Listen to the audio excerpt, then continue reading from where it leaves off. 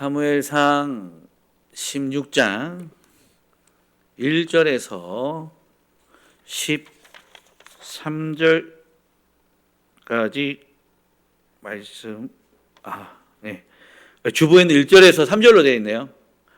그러면 1절에서 3절까지 보고 오늘 말씀을 나누도록 하겠습니다. 제가 1절에서 13절인데 제가 잘못 올린 것 같습니다.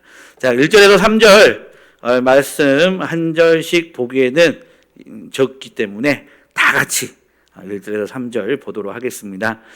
여호와께서 사무엘에게 이르시되 내가 이미 사울을 버려 이스라엘 왕이 되지 못하게 하였거늘 내가 그를 위하여 언제까지 슬퍼하겠느냐. 너는 뿔에 기름을 채워 가지고 가라. 내가 너를 베들레헴 사람 이새에게로 보내리니 이는 내가 그의 아들 중에서 한 왕을 보았느니라 하시는지라.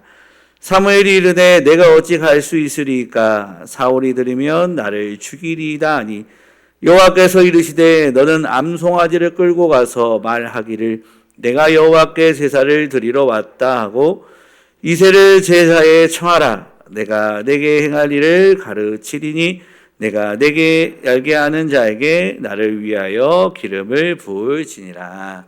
아멘. 끝에서 시작되다라는 제목의 책이 있습니다. 제가 한 10수년 전에 읽었던 책인데요. 여전히 그 책의 내용과 감동이 아직도 남아 있습니다. 실화를 바탕으로 한 이 책에는 3명의 주인공이 나오게 됩니다. 론 홀과 또 데보라 홀 그리고 덴버 무어라는 3명의 등장인물이 있습니다. 이름에서 알 수 있듯이 론과 데보라는 부부 관계입니다.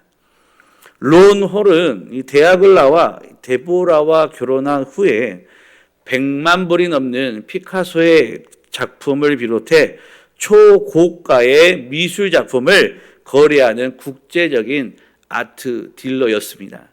하지만 이 일을 통해 많은 돈을 벌게 되었지만 결혼 생활에 많은 문제, 어려움이 있었습니다.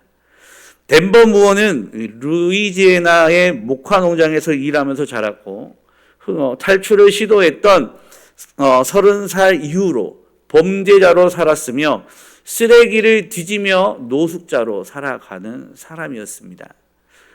문제가 많았던 이 두 남자 사이에 한 여자가 함께하게 됩니다.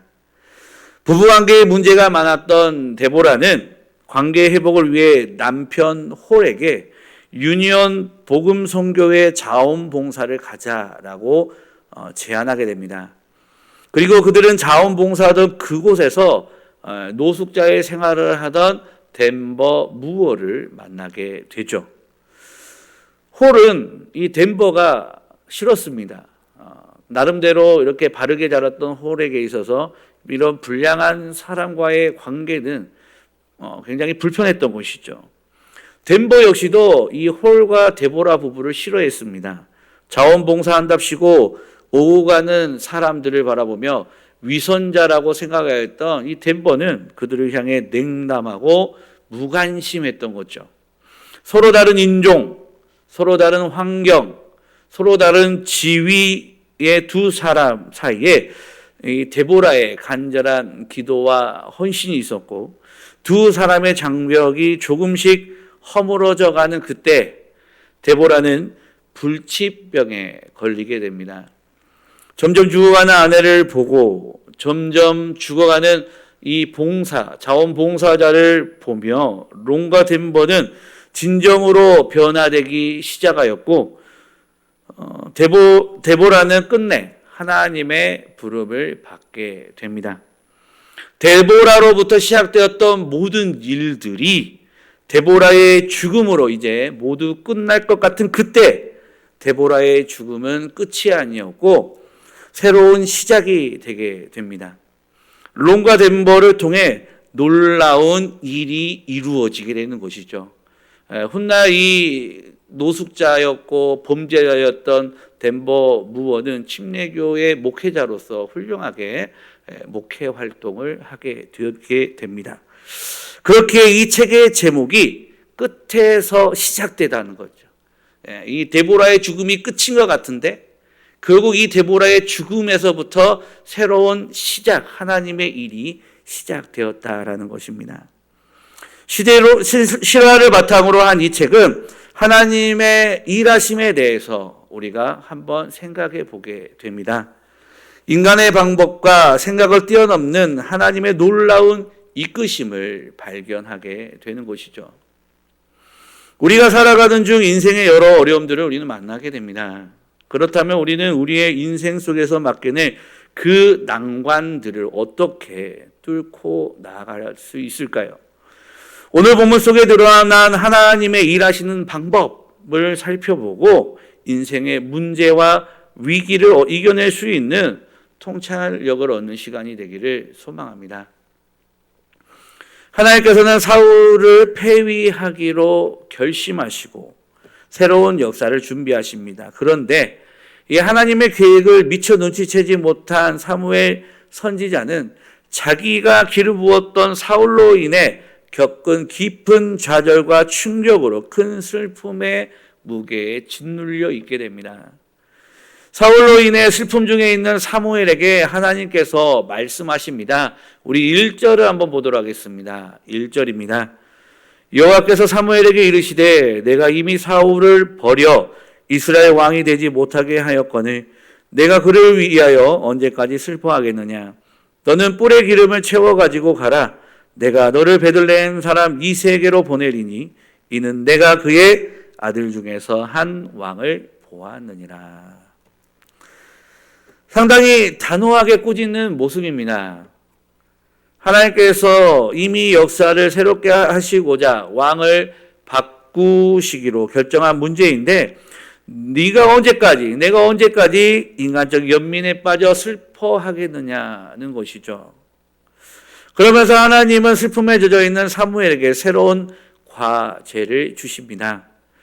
새로 기름 부을 뿔을 준비해서 베들레헴에 있는 이새에게 가라고 지시하신 것입니다. 그리고 그의 아들 중에서 한 왕을 준비했다라고 말씀하고 있습니다. 베들레헴은 사무엘이 있는 라마에서 상당히 멀리 떨어져 있는 아주 조그만 시골 부락입니다. 하나님의 일하시는 방법은 늘 인간이 기대하고 계산하는 결과와는 다르죠. 그런데 사무엘의 마음속에는 두려움이 있었습니다. 그에게는 어떤 두려움이 있었을까요? 지금 사울 왕은 자기가 정치적으로 몰락해 가는 것을 직감하고 사무엘에 의해 폐위가 선언될 것을 알고 있었습니다. 그리고 이 소문은 슬슬 온 나라 사람에게 이미 상당히 퍼져 있는 상태인 것이죠. 그러니 사무엘이 다른 사람을 왕으로 기름 부을 경우 겪을지 모르는 사울 왕의 보복을 내심 두려워하고 있었던 것입니다.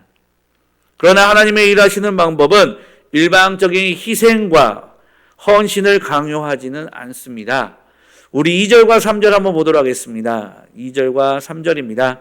사무엘이 이르되 내가 어찌하여 갈 수 있으리까? 사울이 들으면 나를 죽이리이다 하니 여호와께서 이르시되 너는 암송아지를 끌고 와서 말하기를 내가 여호와께 제사를 드리러 왔다 하고 이새를 제사에 청하라. 내가 내게 행할 일을 가르치리니 내가 내게 알게 하는 자에게 나를 위하여 기름을 부을지니라. 너는 암송아지를 끌고 가서 말하기를 내가 여호와께 제사를 드리러 왔다 하고 이새에게 제사를 청하여 라고 말씀하시며 사울로부터 죽임을 당할까 두려워하는 사무엘에게 하나님은 세세하게 그가 피할 수 있는 방법을 알려주고 계십니다. 그렇습니다. 하나님께서는 사무엘에게 닥친 위기를 피할 방법을 알려주심을 통해 이것을 이겨낼 수 있게 하신 것이죠. 고린도전서 10장 13절에는 이렇게 말을 합니다. 사람이 감당할 시험 밖에는 너희가 당한 것이 없나니 오직 하나님은 미쁘사 너희가 감당하지 못할 시험 당함을 허락하지 아니하시고 시험 당할 즈음에 또한 피할 길을 내사 너희로 능히 감당하게 하시느니라. 시험 당할 즈음에 또한 피할 길을 내주신다는 것입니다. 사랑하는 성도 여러분, 우리가 살아가다 보면 인생의 어려움을 겪을 때가 있습니다. 하지만 우리는 두려워할 것이 없습니다. 왜냐하면 우리가 하나님을 붙들고 나아갈 때 하나님께서 우리로 하여금 그 어려움을 피할 길을 알려주사 능히 우리에게 닥친 시험을 이겨내게 될 수 있게 해 주시기 때문이죠. 성도 여러분, 인생의 위기 속에서 하나님께서 피할 방법을 알려주실 것을 믿고 나아가시기 바랍니다. 오늘 사무엘에게 그가 그 어려움을 사울로부터의 두려움을 받고 있는 그 어려움 가운데 피할 방법을 알려주셨던 그 하나님이 우리의 인생 속에서도 어떻게 우리가 그 어려움을 이겨낼 것인지 하나님께서 알려주실 것입니다. 다음으로 하나님께서 일하시는 방법은 우리로 하여금 해야 할 일을 알려주십니다. 오늘 본문의 사무엘의 모습을 보며 깨닫게 되는 재미있는 사실은 사무엘뿐만 아니라 인간은 하나님께 쓰임 받으면서도 실수를 한다는 것입니다. 하지만 하나님께서는 비록 우리의 실수 속에서도 우리로 하여금 해야 할 일을 알려주심으로 하나님의 뜻을 이루어 가십니다. 우리 5절을 한번 볼까요? 5절 한번 보도록 하겠습니다. 이르되 평강을 위함이니라. 내가 여호와께 제사하러 왔으니 스스로 성결하게 하고 와서 나와 함께 제사하자 하고 이새와 그의 아들들을 성결하게 하고 제사에 청하니라. 사무엘은 하나님께서 알려주신 방법을 통해 이새와의 접촉을 시도합니다. 그리고 그 이새의 아들 중에 있을 한 왕을 찾게 되죠. 우리 6절을 한번 보도록 하겠습니다. 6절입니다. 그들이 오매 사무엘이 엘리압을 보고 마음에 이르기를 여호와의 기름 부으실 자가 과연 주님 앞에 있도다 하였더니, 귀한 사람이 찾아와서 자녀를 보여달라고 한다면 만약에 여러 자녀가 있다고 했을 때 누구를 먼저 보여주시겠습니까? 귀한 사람입니다. 귀한 사람이 와서 당신의 자녀를 좀 보여주십시오 라고 말한다면 우리에게 여러 명의 자녀, 한 명이 있으면 뭐 보여줄 것도 한 명밖에 없는 건데 여러 명의 자녀가 있다면 과연 누구를 먼저 보여주시겠습니까? 당연히 으뜸이 되고 자랑할 만한, 또 어디에 내놓아도 흠잡을 데 없는 아이를 먼저 그 사람에게 보여주지 않으시겠습니까? 사무엘이 자녀들을 만나고자 하니 이새는 엘리압을 사무엘에게 떡하니 보여주게 됩니다. 이새의 아들 엘리압을 보고 사무엘을 그냥 뿅 가버립니다. 그래서 이렇게 말을 하죠. 여호와의 기름 부으실 자가 과연 주님 앞에 있도다 라고 감탄하게 됩니다. 사무엘은 엘리압을 향해 준비한 기름을 붓고자 합니다. 그런데 하나님께서 노 해버리시는 거죠. 노. 우리 7절 한번 보도록 하겠습니다. 7절입니다. 여호와께서 사무엘에게 이르시되 그의 용모와 키를 보지 말라. 내가 이미 그를 버렸노라. 내가 보는 것은 사람과 같지 아니하니 사람은 외모를 보거니와 나 여호와는 중심을 보느니라 하시더라. 여기에서 사무엘의 실수가 나옵니다. 사무엘은 이 엘리압의 외적인 모습을 보고 판단하기를 이가 기름 부음 받게 합당한 자다라고 생각한 것입니다. 사람의 외모를 보고 취하고자 하는 실수가 나온 것이죠. 하지만 하나님께서는 잘못된 판단을 하여 실수하고 있는 사무엘에게 그가 해야 할 일들을 알려주심으로 하나님의 뜻을 이루어 가십니다. 그는 내가 택한 자가 아니다라는 거죠.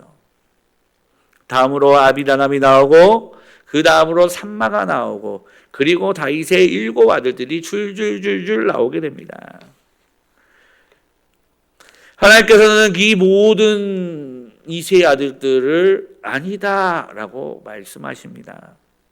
하나님께서 분명히 이사의 아들 중에 한 명이 왕으로 날 것이다 하셨고 이새는 자신의 아들 7을 보여주었는데 하나님께서 모두가 다 아니라고 하셨기에 사무엘은 이새에게 아들이 여기 있는 사람이 다입니까? 라고 질문하게 되고, 이새는 양을 치는 막내가 있습니다. 라고 떨떠름하게 대답을 하게 됩니다. 결국 숨겨져 있던 양을 치던 막내 다윗이 사무엘 앞에 서게 되고, 하나님께서는 사무엘에게 이가 근히 일어나 기름을 부으라는 명령을 통해 사무엘로 하여금 하나님의 뜻을 이루게 하십니다. 사랑하는 성도 여러분, 사무엘은 사람의 눈으로 실수하였지만 하나님께서 그로 하여금 해야 할 일, 그 기름을 부어야 할 자와 부으면 안 되는 자에 대해 알려주심으로 하나님의 뜻을 이루어 가셨습니다. 우리에게도 역시 마찬가지입니다. 하나님께서는 우리로 하여금 우리가 해야 할 일을 분명하게 알려주십니다. 우리는 깨어 분별함으로 우리에게 다양한 방법을 통해 주시는 이 하나님의 분명한 뜻을, 분명한 말씀을 깨달아야 하는 것이죠. 하나님께서 하나님의 일을 행하심에 있어 우리에게 하나님의 선한 뜻을 분명하게 알려주시고 깨닫고, 알려주심을 깨닫고 실수를 두려워하지 않고 믿음으로 흔들림 없이 나아가는 주의 백성들이 다 되시기 바랍니다. 또한 우리가 잘못된 생각을 할 수 있을지라도, 비록 잘못된 길을 갈 수 있을지라도 하나님께서 이끄사 바로 잡아주실 것이라는 믿음으로 나아가시기 바랍니다. 하나님의 일하시는 방법은 이런 것이죠. 하나님께서 분명히 우리가 해야 할 일을 알려주신다는 것, 이 사실을 늘 기억하시고 하나님의 뜻을 분별하게 힘쓸 수 있는 주의 백성들이 다 되시기 바랍니다. 마지막으로 하나님께서 일하시는 방법으로 하나님께서는 우리의 환경을 조성하십니다.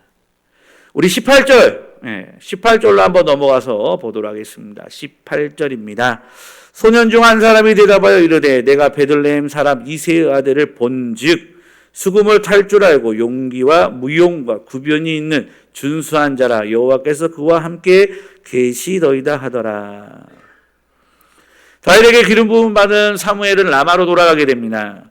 근데 여기서 갑자기 장면이 바뀝니다. 갑자기 장면이 바뀌면서 이 16장의 이 마지막 배경은 어디로 갑니까? 궁궐로 가게 되죠.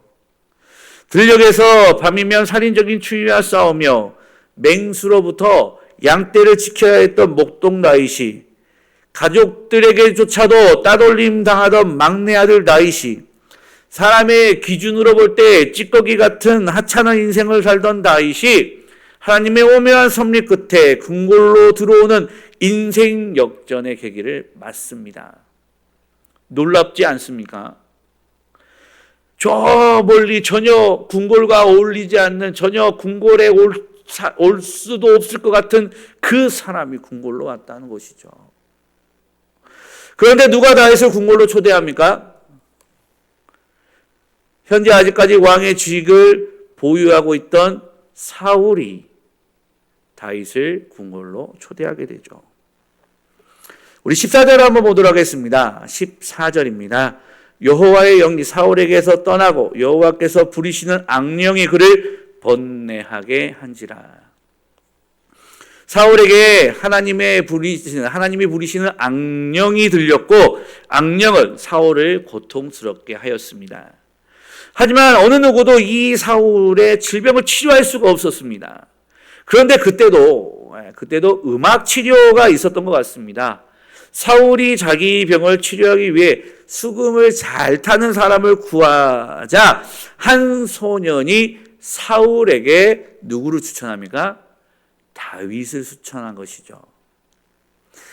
왕이시여, 제가 알기로 베들레헴 이새 아들이 수금을 탈 줄 알고 용기와 무용과 구변이 있는 자입니다. 하나님이 그와 함께 하시더이다 라고 말을 하게 됩니다. 그 말을 듣고 사울이 다윗을 궁궐로 데려오게 되죠. 우리 19절 한번 보도록 하겠습니다. 19절입니다. 사울이 이제 전령들을 이새에게 보내어 이르되 양치는 내 아들 다윗을 내게로 보내라 하매. 궁궐로 직접 다윗을 초대한 사람이 누구입니까? 사울입니다. 그래서 갑자기 장면이 바뀌게 되는데 반전도 이런 반전이 없는 것이죠. 가족들한테도 열애로 취급받고 들판에서 양을 치던 찌꺼기 같은 인생, 아무도 관심 가져주지 않은 주목하지 않았던 다윗이 궁궐로 입고하게 되는 희한한 광경이 펼쳐진 것입니다. 누가 그렇게 되리라고 상상을 했겠습니까? 다윗이 그런 상상을 해봤겠습니까? 사무엘이 그 상상을 해봤겠습니까? 아니면 그의 아비 이새가 상상을 해봤겠습니까? 아무도 이 일을 꿈꾼 자가 없습니다. 오직 하나님밖에는 없었던 것입니다.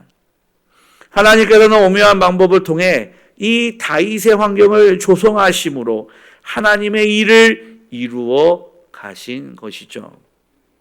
하나님께서 우리의 삶을 통해 하나님의 일을 행하실 때 우리의 환경을 놀랍게 조성해 가십니다. 예수님께서 죽으시고 3일 만에 부활하셨습니다. 부활하신 예수님께서는 제자들과 함께 40일 동안 하나님 나라의 일에 대해서 가르쳐 주십니다. 그리고 나서 예수님께서 어떻게 하십니까? 하늘로 뿅 하고 올라가 버리시죠. 하늘로 올라가시기 전에 예수님께서 제자들에게 한 가지 명령을 주시는데 그게 뭐예요? 성령님이 임하시면 예루살렘과 온 유대와 사마리아 땅 끝까지 이르러 내 증인이 되라 라고 명령을 하십니다. 그 세상을 향해서 뭐를 하라는 거예요? 복음을 전하라는 것이죠.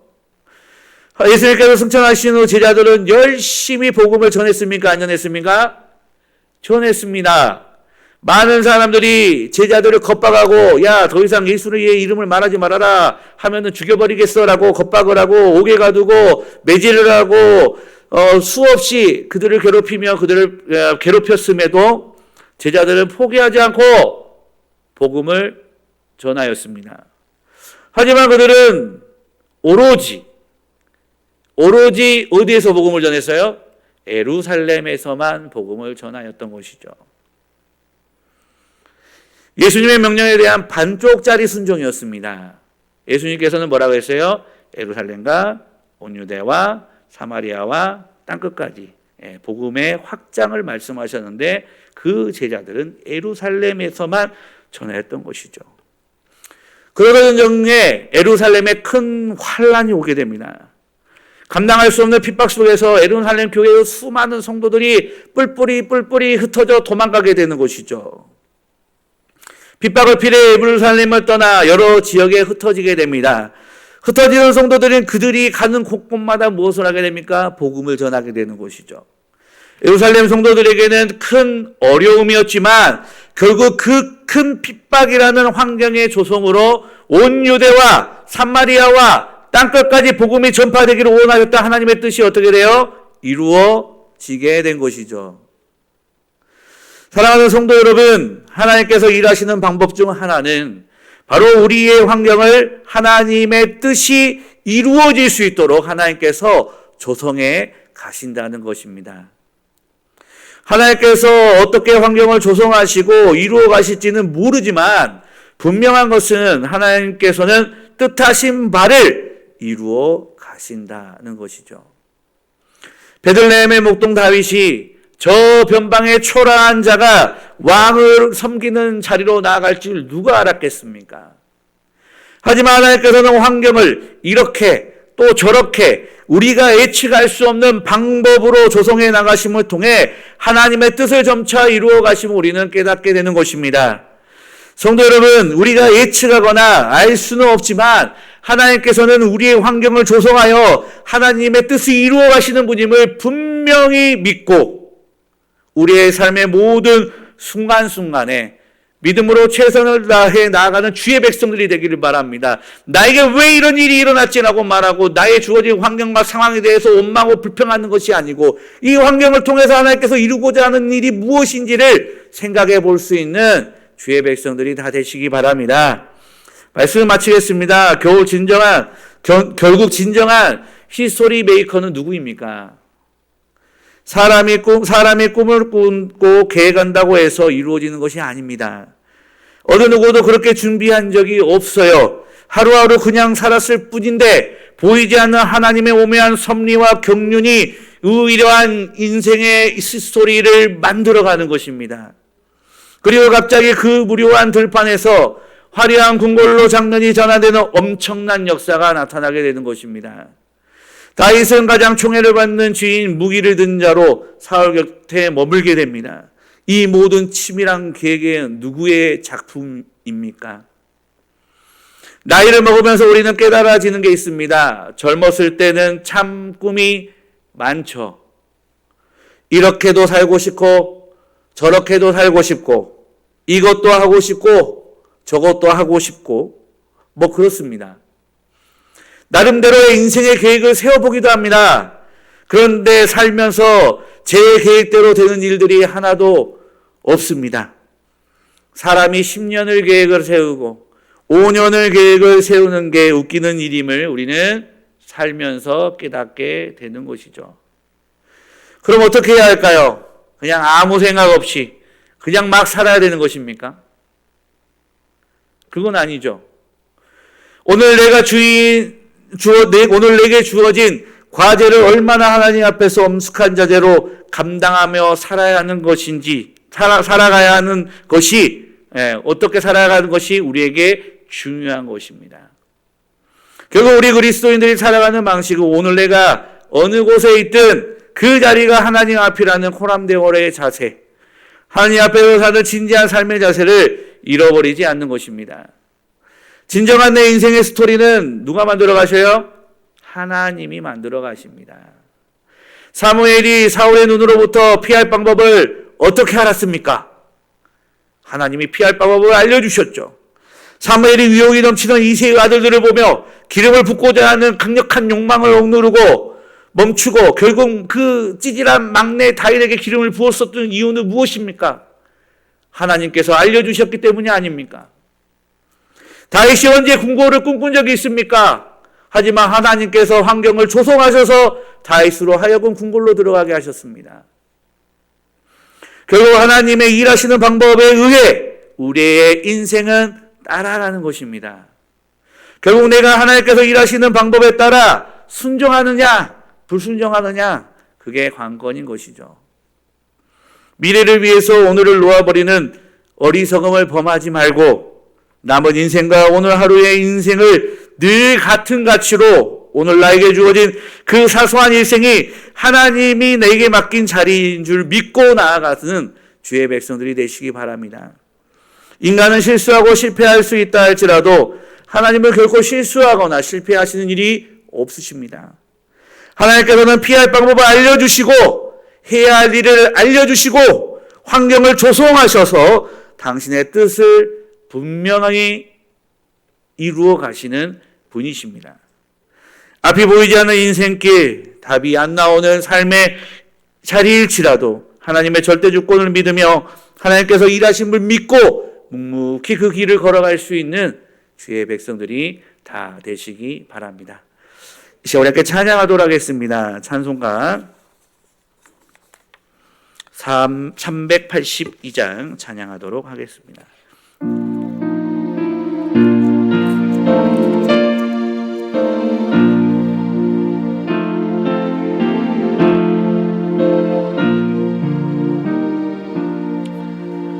넓으신 공정